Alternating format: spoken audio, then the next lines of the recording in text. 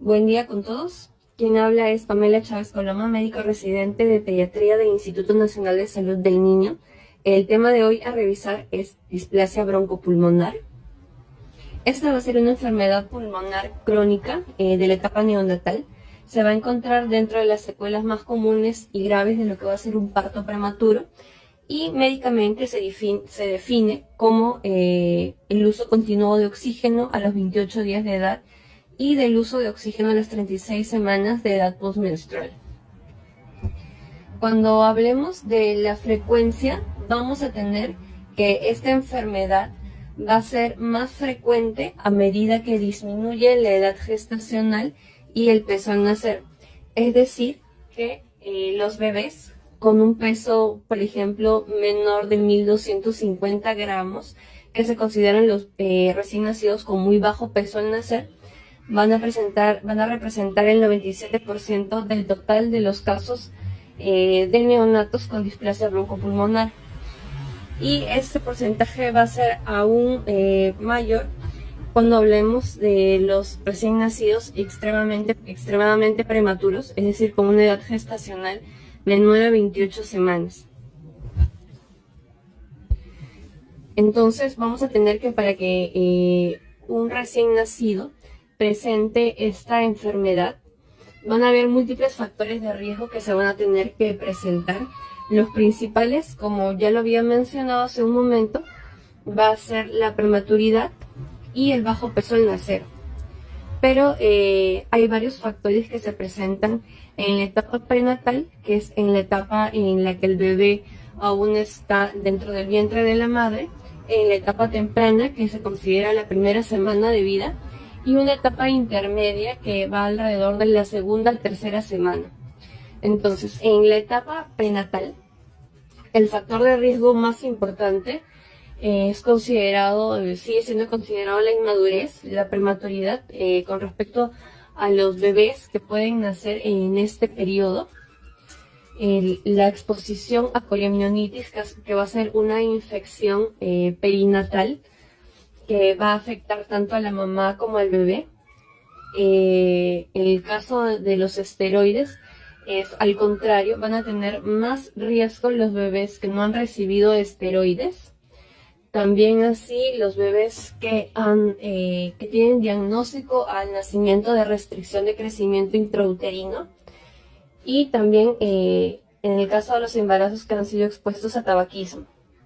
En el caso de los factores de riesgo que se pueden dar durante la primera semana de vida, vamos a tener la exposición a ventilación mecánica, la exposición o requerimiento de oxígeno, las infecciones que pueden adquirir estos bebés en la etapa prenatal o al momento de nacer, los pacientes que nazcan con alguna cardiopatía, o los que requieran o reciban, mejor dicho, un exceso de fluidos. Ya en la etapa intermedia, en la segunda o tercera semana de vida, tenemos que el factor de riesgo más importante van a ser las infecciones, generalmente las adquiridas en un ambiente hospitalario, ya que estos bebés generalmente, mientras más prematuros, más bajo peso al nacer tengan, van a tener una mayor predisposición a tener todas estas complicaciones, a estar hospitalizados, a requerir oxígeno, a requerir también ventilación mecánica en algunos casos, en los casos severos o graves, van a tener una mayor probabilidad de tener alteraciones a nivel cardiovascular, porque van a ser bebés que nacen con sistemas inmaduros. Entonces, sobre todo ello, van a ser, por así decirlo, más propensos a tener algún daño a este nivel. Y además también la desnutrición, ya que estos bebés, como vamos a ver más adelante, van a tener más requerimientos con respecto al ámbito nutricional. Médicamente hay criterios diagnósticos y para clasificarlo, por eso va a ser importante que ante cualquier factor de riesgo estos se diagnostiquen tempranamente, y una vez que se haga el diagnóstico se clasifique según la severidad que puedan tener cada bebé, para poder así realizar el correcto manejo y seguimiento. Entonces, como ya hemos dicho, la displasia broncopulmonar van a haber múltiples factores de riesgo, tanto factores maternos, factores mismos del neonato, como por ejemplo, sabemos que hay una mayor susceptibilidad con respecto a la genética, el sexo masculino, la raza. Van a haber alteraciones en el microbioma y asimismo la presencia de infecciones comunitarias que pueden afectarlo. Y también el daño en la oxigenoterapia, que como ya sabemos, por múltiples mecanismos van a ser dañinos para estos pulmones que de por sí ya van a ser susceptibles a mayor daño, ya que son inmaduros. Y más aún cuando son expuestos a la ventilación mecánica. La evolución clínica depende de cada paciente. Tenemos que un porcentaje va a mejorar a partir de las 2 a 4 semanas de realizado el diagnóstico. En estos casos se va a ver una mejora en la función pulmonar, mejora en el crecimiento, y estos pacientes son los que podemos ver que suelen ser desconectados progresivamente del oxígeno que vayan requiriendo, cada vez de mayor a menor, hasta que logren ya respirar espontáneamente el aire ambiental sin ninguna complicación. Mientras que otros pacientes van a desarrollar formas graves que pueden conducir inclusive a una dependencia prolongada del ventilador y podrían inclusive requerir ventilación mecánica asistida o oxigenoterapia prolongada después de los 6 meses de edad. Debemos de también saber que van a haber múltiples complicaciones que los pacientes con displasia broncopulmonar pueden presentar. La secuela más frecuente y que más gravemente afecta por el tipo de cronicidad que conlleva es la hipertensión pulmonar, pero también tenemos así múltiples complicaciones, sobre todo infecciosas.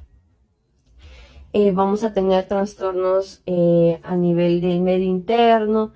Estos pacientes tienen también como una complicación que pueden presentar reflujo gastroesofágico, obstrucción de vía aérea superior, van a tener alteraciones a nivel renal, es decir, de los riñones, y también alteraciones sensoriales, como por ejemplo hipoacusia, que es la audición disminuida, y bueno, y lo que va a ser la retinopatía del prematuro, que es una alteración en la retina, que lo que causa es una disminución y alteración en lo que va a ser la visión.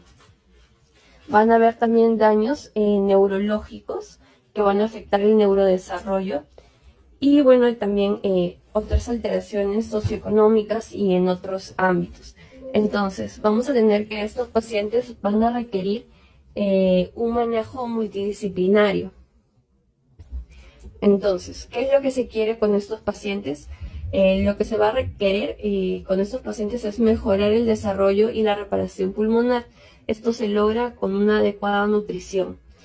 Se quiere también con estos pacientes minimizar el daño pulmonar, por lo cual se mantiene en lo posible el menor requerimiento de oxígeno que estos pacientes necesiten, y siempre se va a querer que la saturación de oxígeno ideal fluctúa alrededor de los 90 y 95%. Se va a tener también que optimizar la función pulmonar y, como mencioné hace un momento, la detección y manejo de las descompensaciones de manera oportuna. Entonces, en el caso de los pacientes que tengan displasia broncopulmonar leve, van a requerir un soporte mínimo de oxígeno.